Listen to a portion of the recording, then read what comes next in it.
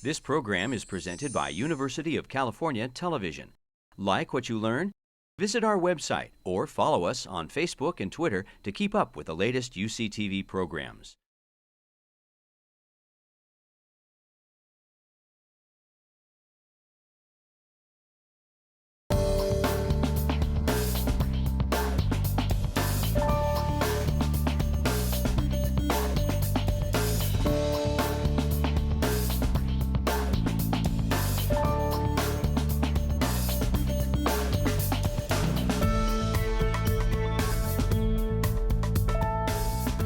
Probably most of you know, and possibly not everybody, the sex ratio in autism is about 4:1, so it is dominated by males in terms of these diagnoses.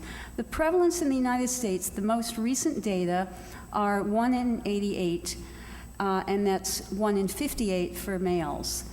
And then the third bullet on this slide is about the there's been a history in autism going back several decades where parents were blamed for their children's condition. It was attributed to bad parenting, a cold style, failure to bond with the child. And I think that not only is that totally wrong, and we really have a very strong biologic basis now that we know about aberrant brain development, and it began with some of the postmortem autopsy studies, and then those were supplemented by MRI studies, and that actually go back to the 1980s. Nevertheless, this myth that it was really a bad parenting that led to autism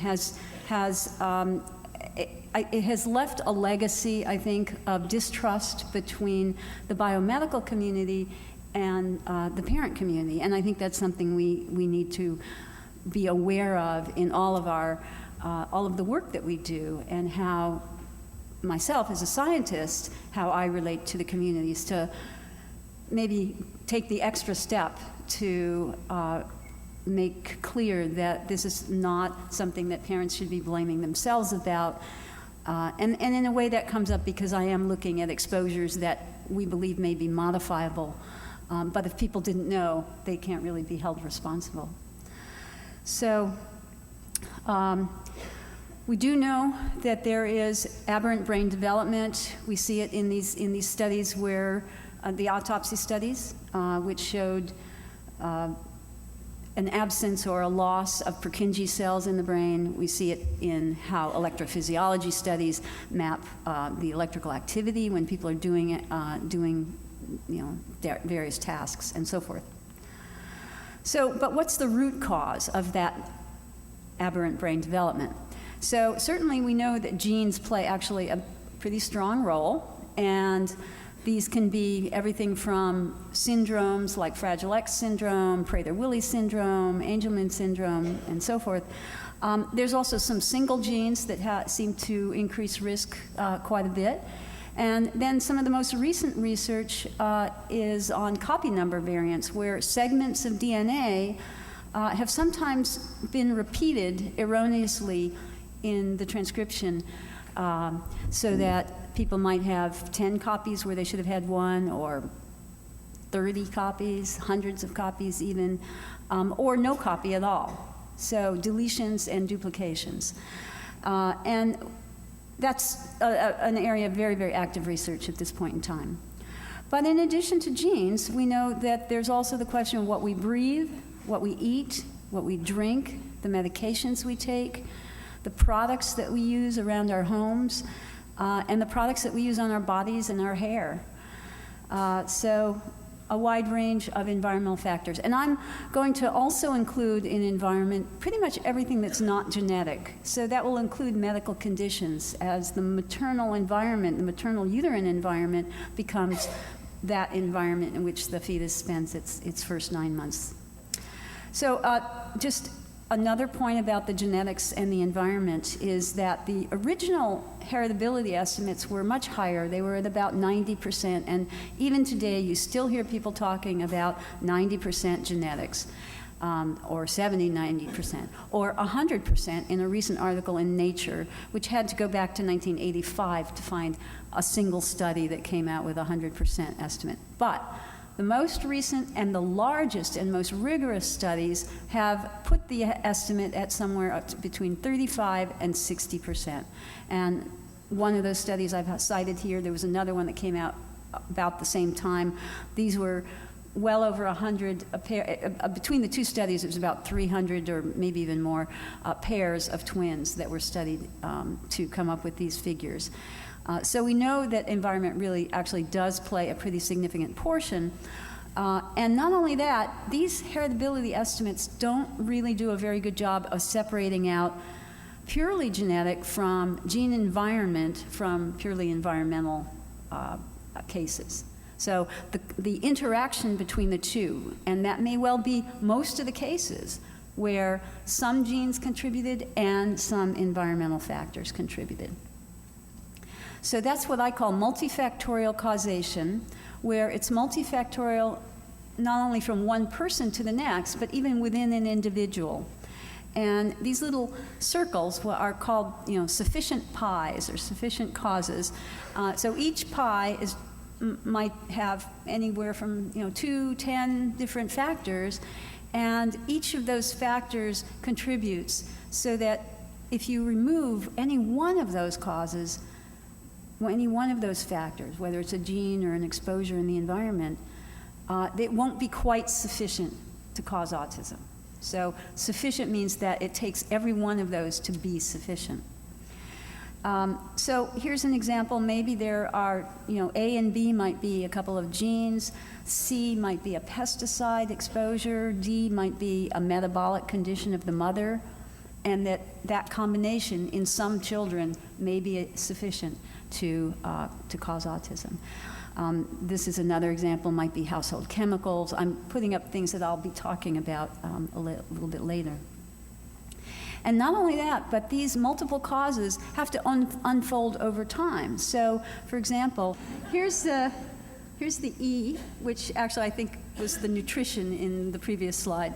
So maternal nutrition maybe plays a really important role around the time of conception, but it may not actually play nearly as big a role, let's say, as you get closer to birth.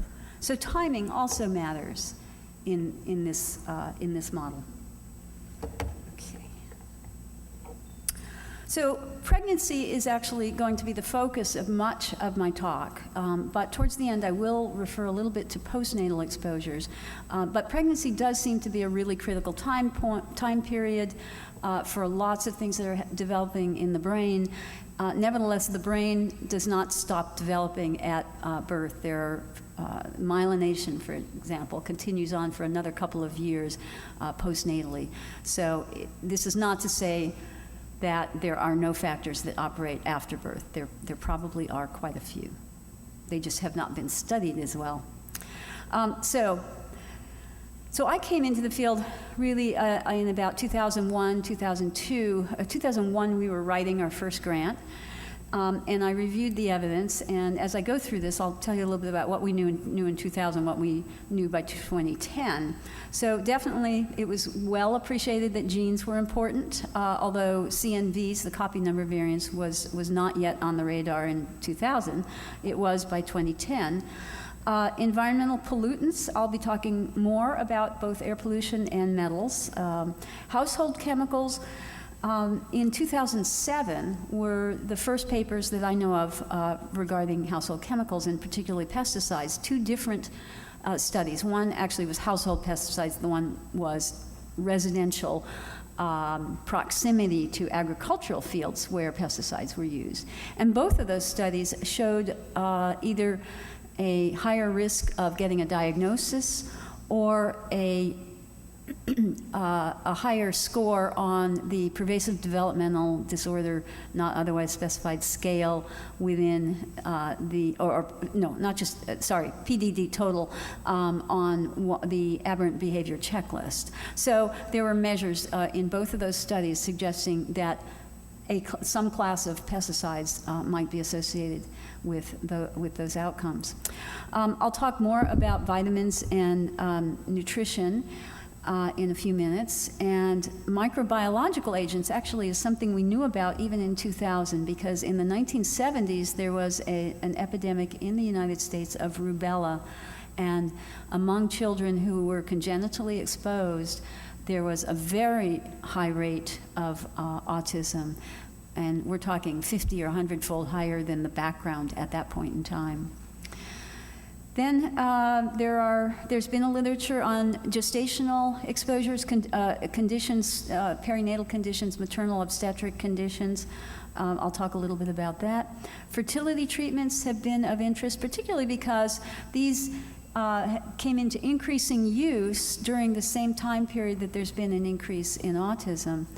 And then there's other medical interventions also that have risen, and I'll talk. I won't be talking more about these two, but the data on the fertility treatments has been inconsistent, so that's not really clear, and we have a paper that should be coming out very soon, hopefully. We're in the revise and resubmit stage, in which we did a pretty detailed analysis, and we're not really seeing much of an association. So if there is one, it's probably a weak one. Other medical interventions of concern include ultrasound, and fetal ultrasound. It's not a radiation, but it is a thermal dose, thermal and mechanical, to the fetus. And around the time that the rates began to go up rapidly was also a time when the technology changed and new equipment came out that allowed for much, much higher doses to the fetus. So this is an area, it's actually very difficult to figure out how to study this, but I think it's certainly one of concern. And there are some animal models that suggest that that thermal dose could be enough to actually alter brain development. And then medications, I think the strongest data right now is about SSRIs, selective serotonin reuptake inhibitors, which are in fact prescribed for people, for example, with epilepsy. And that raises actually really important questions, because how do you control mother's epilepsy during the pregnancy and protect the fetus at the same time? So there are some really difficult issues here. And then modern technology, maternal reproductive characteristics, lots of questions have been raised, and every time I give a talk I get a few emails of people saying, have you thought of this? Have you thought of that? And often those are really good suggestions. Sometimes they're things that have been talked about already a lot in the literature. So a couple of words about time trends. And we did an analysis in California comparing births from as early as 1990 to 2001. And we found that the autism incidence by 5 years of age rose about 7-fold during that time period. So really a very dramatic increase in diagnosed cases. So, of course, one of the questions is that really just more awareness, more clinicians who are qualified to make the diagnosis, or is it a true increase? And we tried to get at that by looking at some, what we might call these artifacts. So there was a change in DSM criteria during that time period. And from what we could tell, that would have explained perhaps a 120% increase. And what we're actually looking at is a 600% increase, because we started at 100%, we have a 7-fold increase, so it's 600% if you just look at it in percent terms. The trend towards younger age at diagnosis, which certainly has been going on, also explains some, but very little, 24% rise. Broadening to include milder cases. So this would be not necessarily the definition, but how this clinical practice actually happening out in the real world. Have people been more loosely applying this definition? And that seemed to account for possibly as much as 56% rise. And then advancing age at childbearing, people waiting till their 30s and even 40s to have children, seemed to explain maybe about 4%. So even though there is that trend, it's actually still the vast majority of people are having their kids before the age of 30. So the total from this is 204%, and we're trying to explain a 600% increase. And as you can see, we're a little bit of a ways from explaining it all. And that doesn't mean there aren't other possible things that are going on that just relate to how well it's being, the awareness. But it does seem as if some of this increase probably does it may well be real. And as a thought experiment, I always like to throw this out, which is that what are the other conditions that have been rising during the same time period? We see asthma has been going up for several decades, obesity, and that's not an ascertainment issue. We can actually measure that really quite well. We have an objective standard, weight over height in a certain formula. Diabetes has been rising, ADHD, and several other mental health disorders, some of which may also be due to better diagnosis. So is there some sort of a unifying explanation? Is there some common cause, some changes in our environment that are actually partly responsible for these very diverse kinds of conditions increasing? So that's kind of all introductory material, and now I'm going to talk about the childhood autism risk from genetics and environment study. This is CHARGE. It's taking place in this area, and here at the MIND, actually, MIND Institute in Sacramento. And the goals are to identify the causes and the contributing factors to autism. So that's really the primary thing we've been working on for the last 10 years. Environmental exposures and a little bit touching on genetic susceptibility and their interactions of genes and environment.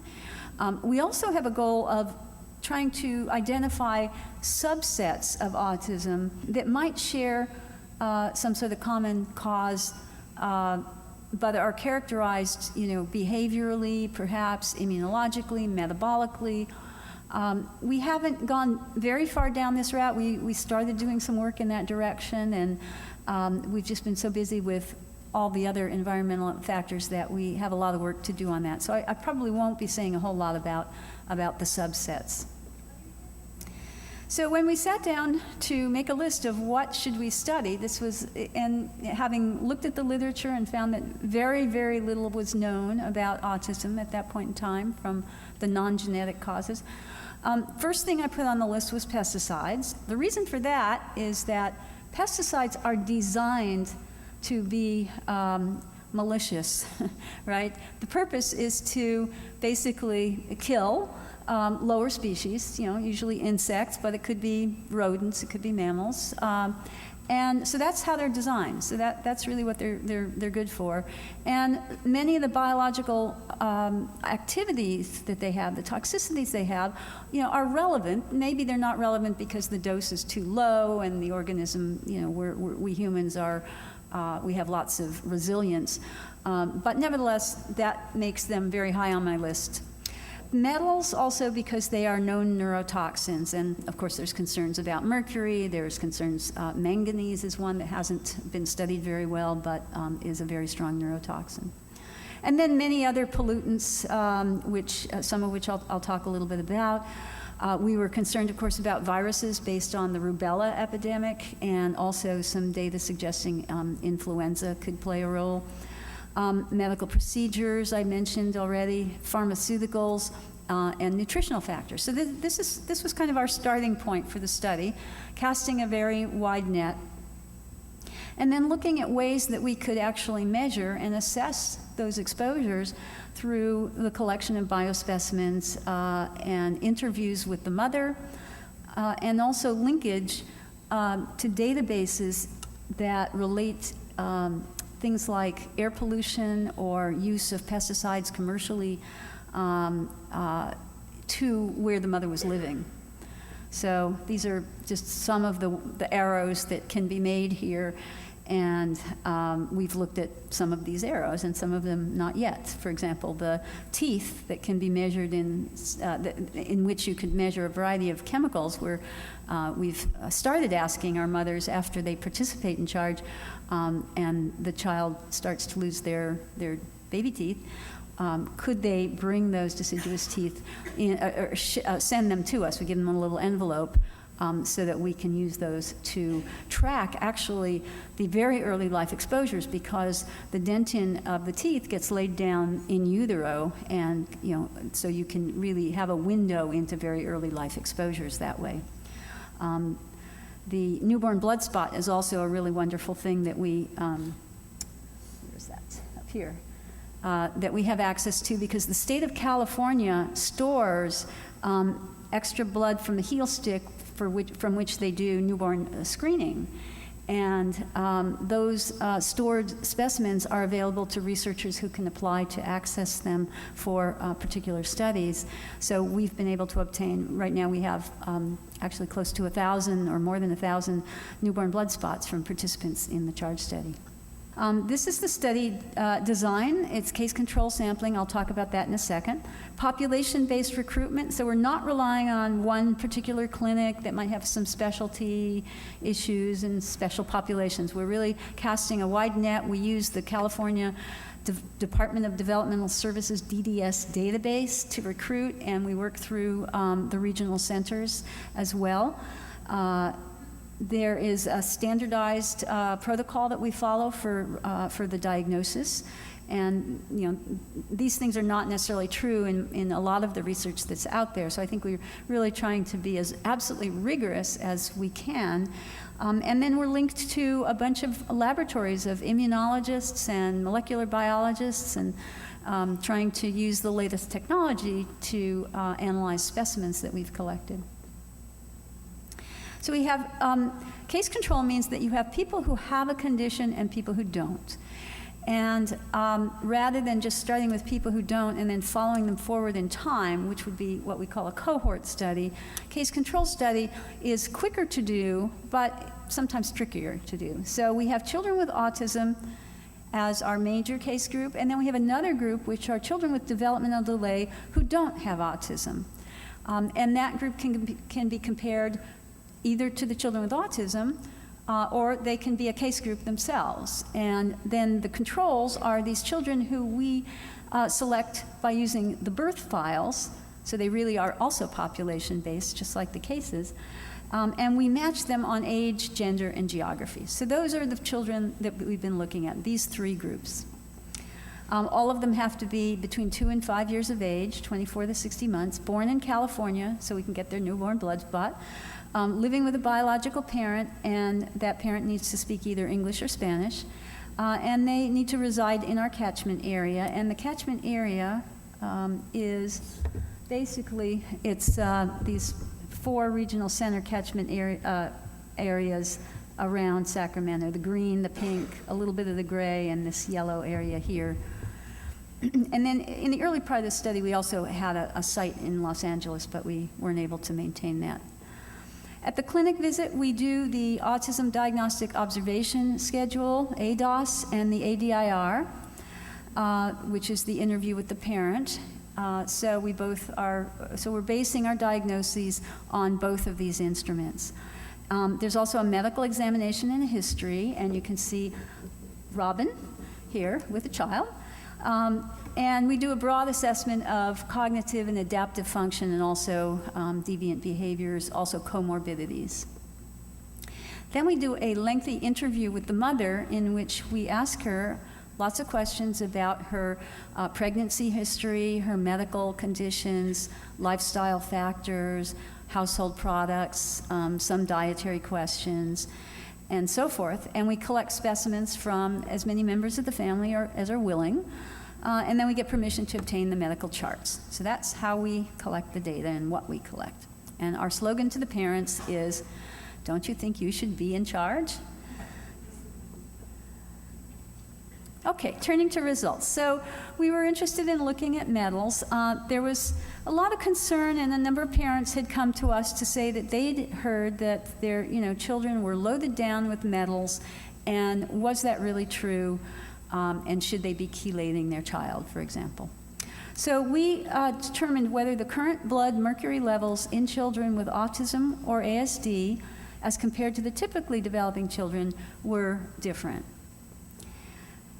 So a little background on mercury. Mercury can come in two forms, inorganic and organic. The inorganic is, usually the exposures are from some sort of occupational industrial type of work or from dental amalgams. And the actual amount that you get from having those amalgams in your mouth is actually pretty low, but at the time they place them or they remove them, there could be a spike.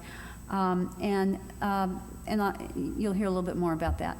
So organic mercury is what you get from eating fish. And so fish and seafood, that's the biggest source for most of us. And then there's also small amounts in vaccines and in some of these products like nasal sprays and contact lens solutions. Although they've taken it off the label, but it was on the label when I first got involved in the study and took a look, and I've been wearing contact lenses for decades now, so. Okay, so these are the data, and what you're actually seeing here is that, so this is going sort of from low to high levels of mercury. These are the units in log micrograms per liter for the technical people. And then on the y-axis is the percent. So here you have, a very small percent who have the very low or who have, say, the very high. And what you actually see is that the typicals seem to be shifted a little bit to the right. So the typically developing children actually had higher levels, not lower levels, than the ASD children. And the same for the developmental delay was more similar to the ASD, shifted a little bit more down, right? And the reason that turned out to be true was that the ASD children were less likely to eat fish, and the ones who ate fish were eating fewer fish meals per week. So the picky eater part maybe came into play here. And that we had to think a lot about, well, how do we analyze those data then? So what we did was we adjusted for their fish intake, and we fitted a statistical model in which all of these factors are all part of the model, and this has been published. And we showed that, in fact, you can see that fish, almost any kind of fish, really pretty strongly increases your amount of mercury in the blood, doubling, almost doubling here. Whereas the difference between the autism or ASD group and the typically developing children was like 4%, not significant at all. This high p-value means it's not significant. And then the other thing I want to draw here, and by the way, even after adjustment, there was still a lower level in the developmental delay group, and we actually don't exactly understand why that is. But we do see that if they had these mercury amalgams in their mouth, and these were young children, so not that many did, but if they did, that didn't do it, that didn't change their blood mercury. But if they had them and they also either chewed gum a lot or had a habit of grinding their teeth, that seemed to lead to some sort of release, low level, only a 19% higher, but some release of the mercury. And that's, that is, plausible. It's quite consistent with what we know about those amalgams. So the bottom line then is that the children with ASD do not have the higher blood mercury, and they don't really have lower blood mercury either once you adjust for their fish consumption.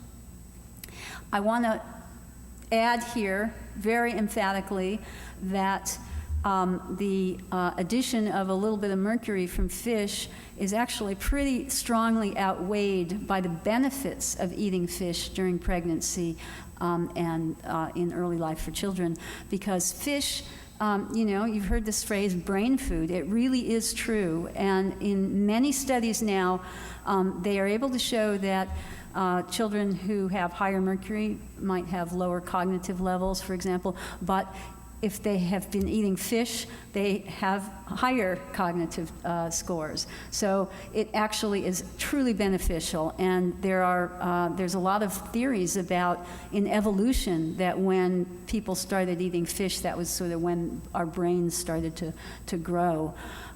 So it's really, they're critical nutrients, omega-3s in particular, in the fish. And there are fish that are low in mercury, and there are a lot of websites out there that you can go to look up what those species of fish are, and a lot of interesting work that's been done in Hawaii, where of course they eat fish 3 meals a day on that question.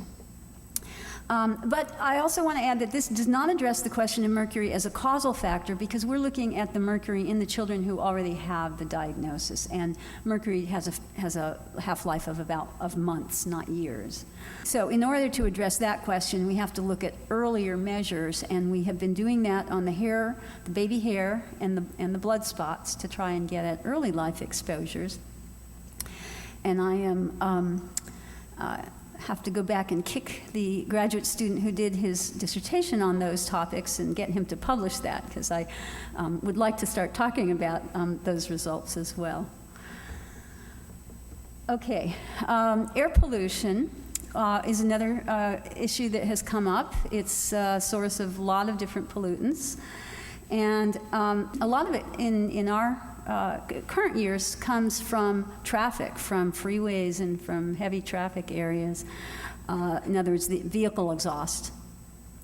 So it turns out that distance to freeway is a nice way to look at this. So we were determining whether the mothers of cases were more likely to live closer to freeways and therefore have greater exposures to ambient air pollution than the mothers of the typically developing children.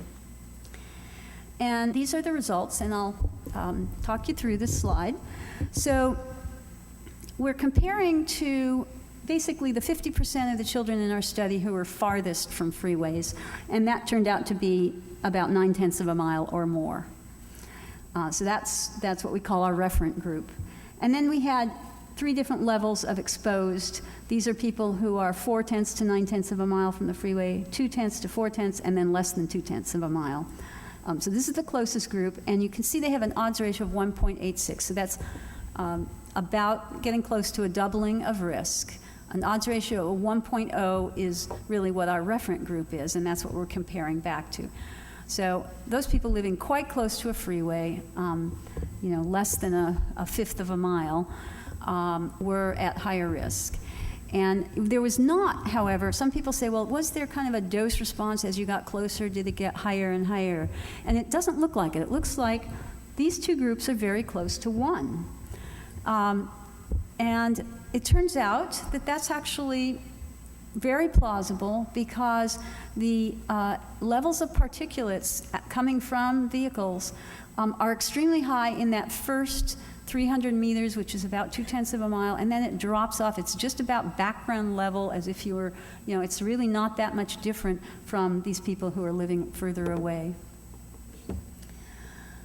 The nice thing about this particular exposure is that we're basing it on something that people aren't having to report. Well, they did have to report where they live, but they gave us addresses. They didn't know, what we were going to do with those addresses. So it's not asking people, remember, how high was the air pollution when you were pregnant? That's not the way we collected these data. So it's a very objective measure. And there's lots known about the constituents of air pollution. These benzoate-pyrenes, the diesel, the ozone. In animals, they do induce neurodevelopmental deficits. And then some of these compounds are PAHs, polycyclic aromatic hydrocarbons. They are nasty substances. This is one of them. They can cause inflammation, endocrine disruption, lots of different sorts of toxicities. Which is why, we do have regulation to reduce, emissions and keep our air clean. But then I have to ask the question, so what about cigarette smoking? Because, in fact, the constituents of cigarette smoke are very similar to what's in traffic pollution, traffic-related air pollution. Many of the same compounds. But the cigarette smoking literature right now is very confusing and inconsistent in relation to autism at this point. I think part of that may be because for that, we often have to rely on asking people, did you smoke? And a lot of people are not very quick to admit that they smoked, especially during their pregnancy. So I think the quality of the data in those studies may be in question, but there does need to be a lot more work to figure out what the story is in regard to cigarette smoking. And is there really a discrepancy here? So turning now to maternal nutrition, and this is, I think, one of the areas where we've made some really terrific progress. I think it's really one of the most shining pieces of our research right now. So just a little background on folic acid, which is required for DNA synthesis, DNA repair, and DNA methylation, which I'll talk a little more about. And we, in fact, ask women or recommend that women take these prenatal vitamin supplements before they get pregnant, the reason being that in the last 20 years or so, we have established that folic acid is critical for the development of the neural tube, which is sort of the beginning of the brain, right?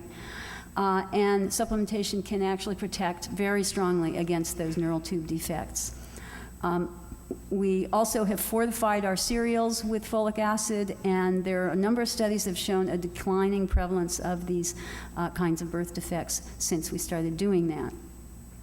So this is a slide showing the results from the CHARGE study, in which we looked at what mothers said that they took at different time points, starting 3 months before pregnancy, the -3, -2, -1, and going through each month of pregnancy.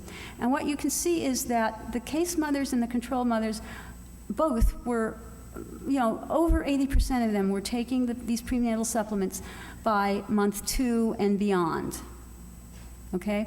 But before month 2, month 1 of pregnancy, and those 3 pre-pregnancy months, there's actually a significant difference, and you can see that the case mothers were less likely to be taking these supplements. They were less likely by about 40%, and that's where this odds ratio 0.6, it's the taking of the supplements actually reduces your risk. So we were looking at air pollution, it increased the risk of an odds ratio above 1.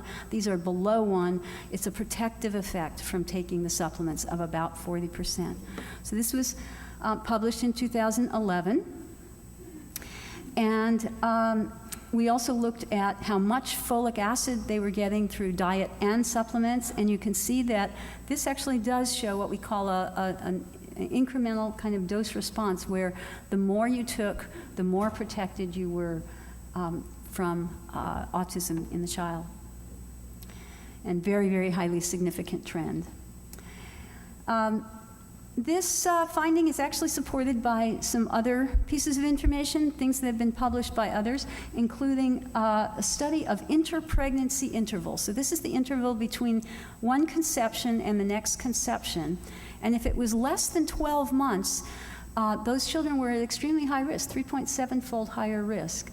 If it was between 12 and 24 months, it was about a 2-fold higher risk, and this is comparing to more than 36 months from conception to conception. And then 24 to 36 months, slightly elevated here.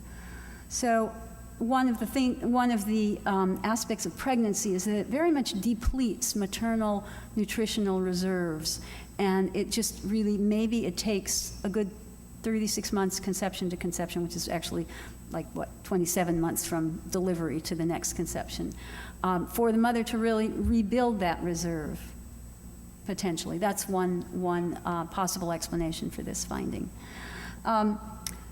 There's also now been published in 2013, just earlier this year, a group in Norway actually replicated our findings. And that was a study, a very large study, that was conducted, in which they had enrolled about 85,000 pregnant mothers and followed them to a mean of 6 years. They recruited during pregnancy, and they asked them at 18 weeks about their prenatal supplement use. Okay? And they found a 40% reduction, and this is sort of this, it's a slightly different window of taking it than we looked at, but it's close. They again found that 40% reduction. So now 2 studies with almost identical results, and I think this is really strong evidence, because these mothers were asked before they knew any outcome of their child. And then just a qualifier here, which is to say that the supplements contain things other than folic acid. They also contain other B vitamins and iron, and those may also play a role. And then I'm going to talk just a moment here about a gene-environment interaction with regard to nutrition. So this is something that nutritionists are very familiar with. It's the folate pathway here, where folic acid comes into the body, it gets converted to folate with the help of the enzyme that this gene codes for. That folate then goes into this next cycle and contributes these methyl groups, which are carbon and 3 hydrogens, that are really critical for the functioning of DNA, RNA, and neurotransmitters. So this is the cycle, and that transmethylation, transfer of the methyl groups, is regulated by this COMT gene. So here's an example of what we call gene-environment interaction. And so this is the not very efficient transmethylator genotype. And so these are the efficient methylators. And so we have efficient methylators who also took their supplements, and they're the referent group. So if you have inefficient methylation, but you did supplement, your risk for autism was about 30% higher, a little bit of an increase here. And if you didn't take the supplements, but you did have efficient methylation, then, or transmethylation, then you also had an increased risk, but a little bit higher, 1.8-fold. However, if you're an inefficient transmethylator and you didn't take the supplements, those children were at 7-fold higher risk for autism. So this is what we call a synergistic effect between the genetics and the environment. And something sort of similar with one of those other genes I pointed out, the MTHFR, which was the folic acid to folate conversion. And here, this is the inefficient converters had a reduction. So this is the overall reduction in risk. This is in that group. It's an even stronger reduction. Same if the child had the inefficient conversion. And if they both did, then it's an even stronger effect. So that's the group that seems to really need to be taking their prenatal vitamin supplements. Okay, maternal metabolic conditions. The fetus depends, of course, on the child for nutrition and lots of other things. And maternal metabolic conditions, in particular, insufficient regulation of blood glucose, can operate through a number of different pathways and eventually result in neuronal damage. And I won't go through these in great detail, but clearly the fetus is influenced by the mother's glucose level, and this can lead to hypoxia. There are immunologic changes that also can be stimulated, that also these cytokines, pro-inflammatory chemicals, can cross the placenta and eventually affect the fetal brain as well. So there are a number of ways in which the maternal metabolic condition can actually influence child brain development. So one of my graduate students, now doctorate, Dr. Paula Krakowiak, did an analysis of these conditions. These are 3 metabolic conditions, and the combination of one or more of them found that there was a higher risk for autism in children of mothers who had either obesity, diabetes during the pregnancy, or hypertension. And there was also an effect on developmental delay without autism, as you can see. And then another finding that she had was that among both the ASD children and the non-ASD children, there were changes. In particular, there was deficit in receptive language and in expressive language if the mother had actually, in this case, it was just, this analysis was just diabetes alone. And then there was also some deficit in the Vineland subscale on socialization. So several factors, and it applied both to the ASD group and the non-ASD group. And there are prior studies of maternal diabetes, and of course we know we get macrosomic babies, so clearly their bodies are being challenged by poor glucose regulation and hyperinsulinemia. So then there's another question, though, which is what is it that influences these metabolic conditions? And I alluded to earlier this issue of what else is rising with autism, and these are conditions which have been increasing. So maybe part of the time trend is related to this increase in obesity, or maybe both of them are downstream from various chemicals in our environment, like bisphenol A and antibacterials, which have become very, very ubiquitous in our household products, plastic water bottles for the bisphenol A, half the soaps out there, advertise that they're antibacterial. These compounds, have an impact on our environment and our microbiome and our endocrine system. So you do see in cross-sectional studies, it remains to be seen in longitudinal studies, but there are strong associations between diabetes and some of these compounds. And actually some work done here at UC Davis by Kimber Stanhope, very interesting work on high fructose corn syrup, which has, practically completely replaced sugar in most, most processed foods. And for high fructose corn syrup is not treated by the body the same way as our more basic sugars, the glucose that we would get, say, from or fructose directly from eating fruits. And it actually does stimulate several of these pathways that lead to poor, diabetes and those kinds of pre-diabetic conditions. A few words now about the immune connection, and we have been collaborating with two wonderful immunologists, Dr. Paul Ashwood and Dr. Judy Vandewater, and I should put they have many, many newer publications. These are all from about 2008 to 2010, but they found a lot of differences between children with autism and children who are developing typically in sort of basic functioning, immunoglobulin levels and productions of cytokines and this TGF-beta, which regulates the immune response, for example.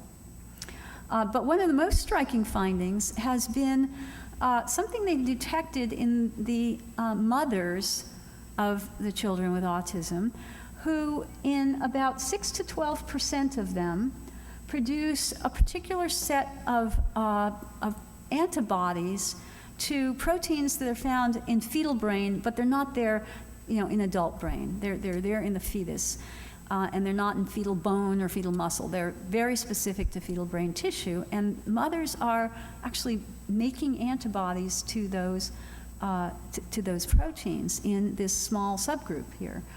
And in studies now, we started out just a few dozen, but by now we've done hundreds. We have never found this particular pattern in any of the mothers of the typically developing children. So it seems to be very specific, although not fully sensitive, because it's only 6 to 10% of them, of the cases, of the ASD case mothers. But this raises some really interesting questions. We don't really know, did the child's autism somehow influence the mother, or did the mother making these antibodies influence the child's brain development? That's, it's very unclear how this is in fact causing autism or not causing autism. But it does raise a larger question that environmental chemicals could influence neurodevelopment indirectly through dysregulation of the immune system. And the immune system is very important in brain, and there actually have been papers out suggesting that autism, or at least some subgroup of autism, is an inflammation going on, a chronic inflammation in the brain, neuroinflammation. And along with that, we have looked at the role of infections and fever, particularly looking at influenza during the pregnancy. And we actually found that in our initial analysis, which is not shown here, we found that overall, women who reported having a fever were more likely to the case mothers were more likely to report having had a fever in pregnancy than the controls.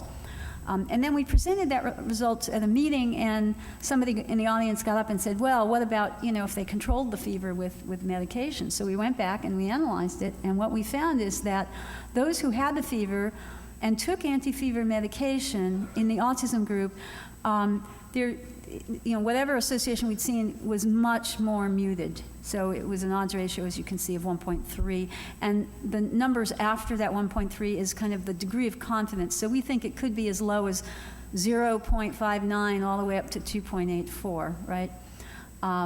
And then, however, if they had the fever but did not take anything to control that fever, you can see it's a 2.55, 2.5-fold higher risk. And the referent group is those who didn't have a fever and, of course, didn't take anything for fever. So that's, that was the finding about fever and influenza. And there are some other studies suggesting that prolonged fever can be a problem, so uncontrolled fever then.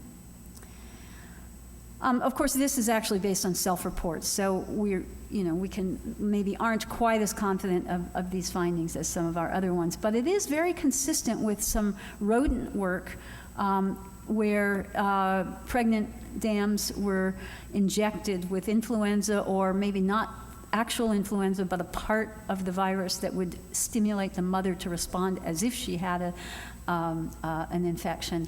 And they produced in these rat pups this reduced exploratory behavior and some changes in what's called pre-pulse inhibition. So things that really are relevant to what we can, what the behaviors of autism are, to the extent you could say, what would an autistic rat, look like. Okay, so just summarize the take-home messages from the CHARGE study. One is to take prenatal vitamin supplements before pregnancy, and the best is 3 months prior to start them.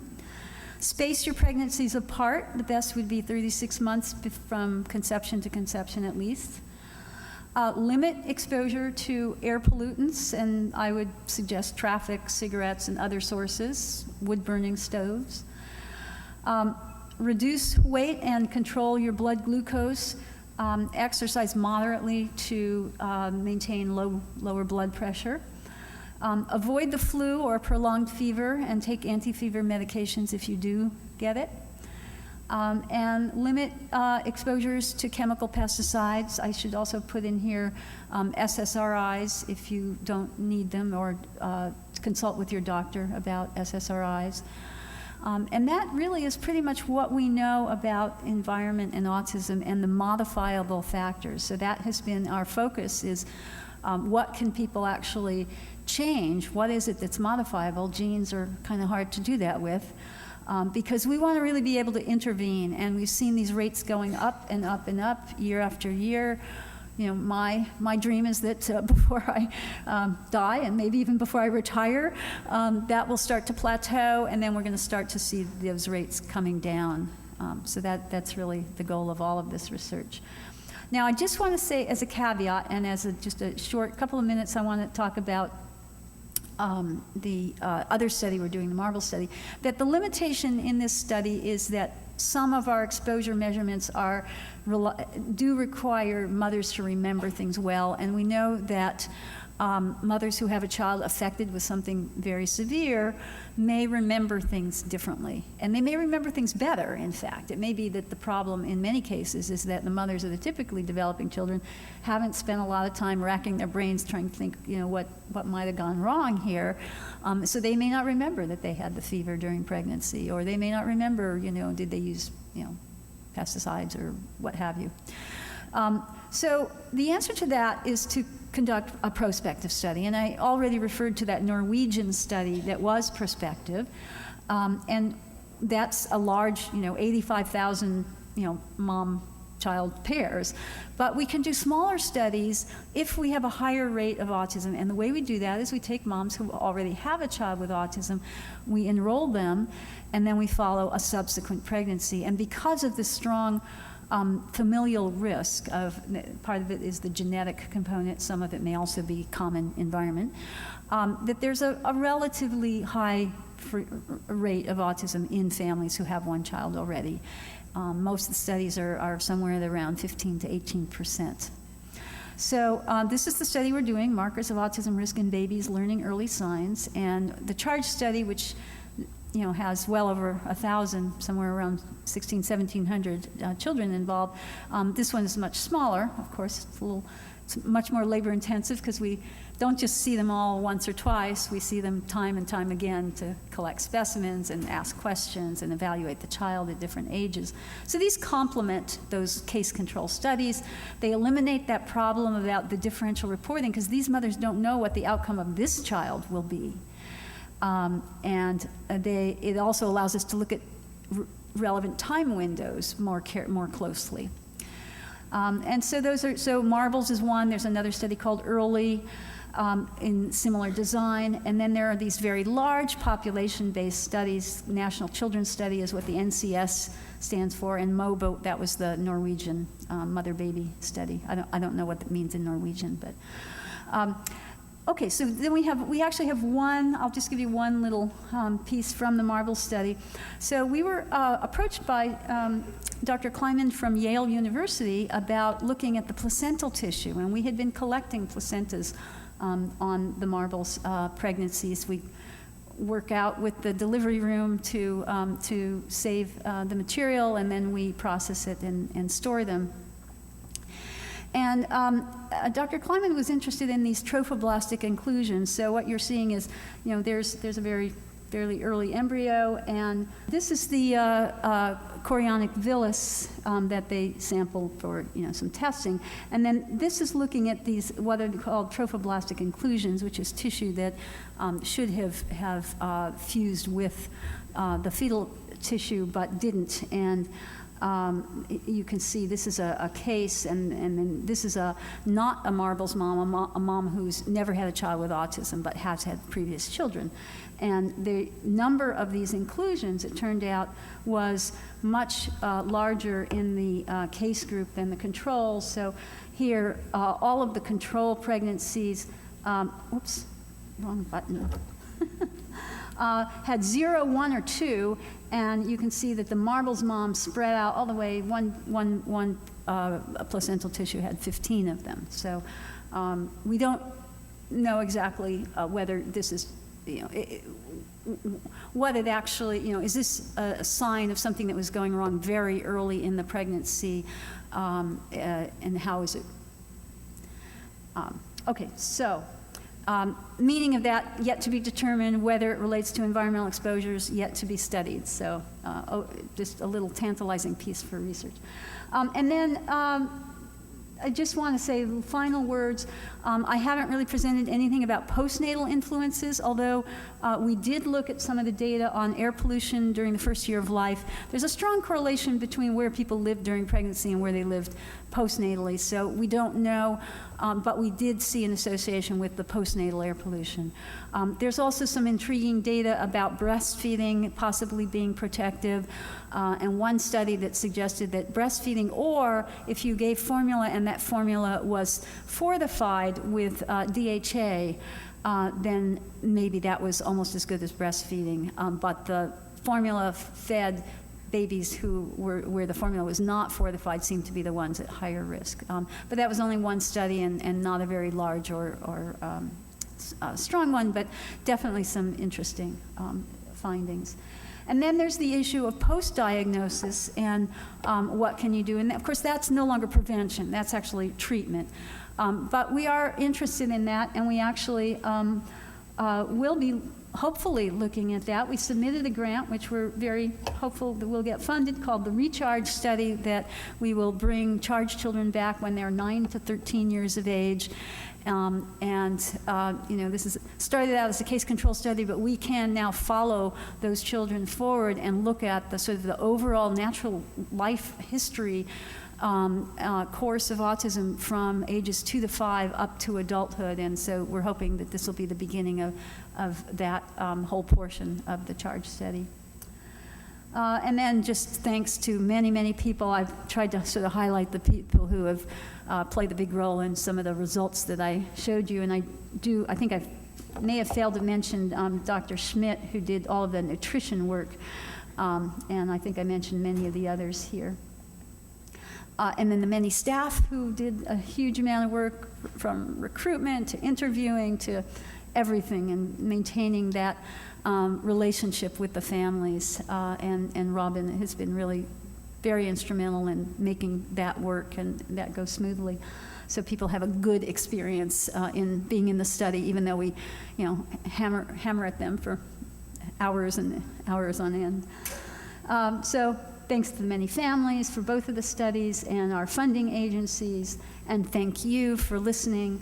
And you can contact me if you have questions. I do want to just make a plug for the studies that we are ongoing recruitment for both the CHARGE study and the MARBLE study, and if you yourself or someone you know might qualify for those studies, we'd be happy to send you materials and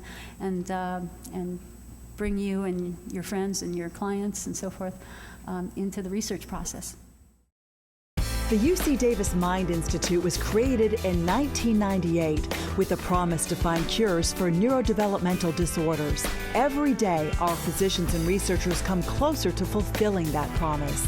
Their groundbreaking research on autism, Fragile X syndrome, chromosome 22q11.2 deletion syndrome, ADHD, and other brain disorders are helping children achieve their fullest potential. Please visit our website to find out more about current studies, upcoming events, and how you can help make a difference.